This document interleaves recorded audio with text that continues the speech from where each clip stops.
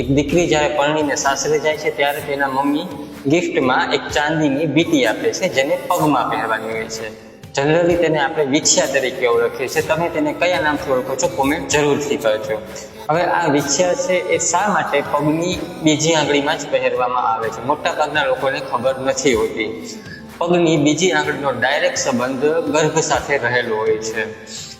શરીરની અંદર અપાન વાયુ હોય છે કે જેનું કામ છે માસિકને નિયંત્રણમાં રાખવા, માસિકની સાયકલને રેગ્યુલર કરવા. તો પગની બીજી આંગળીમાં જો આ વીંટી પહેરવામાં આવે છે તો તે અપાન વાયુને કંટ્રોલમાં રાખે છે અને માસિકની સાયકલને નિયંત્રણમાં રાખે છે, એટલે કે લેડીઝના માસિક રેગ્યુલર આવે છે.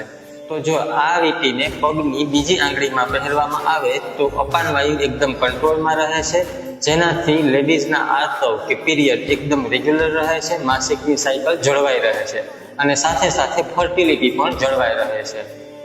તો મેરેજ પછી ખાસ આ વીંટીને પગની બીજી આંગળીમાં પહેરવી જ જોઈએ. અને ખાસ કરીને જે લેડીઝ છે એ પ્રેગ્નન્સીમાં પ્લાનિંગ કરી રહ્યા હોય તેમણે તો આ વીંટી પગની બીજી આંગળીમાં ફરજિયાત પહેરવી જોઈએ. શું તમને આ માહિતી વિશે ખબર હતી? કોમેન્ટ જરૂરથી કરજો. આવી માહિતી માટે ફોલો કરતા રહેજો.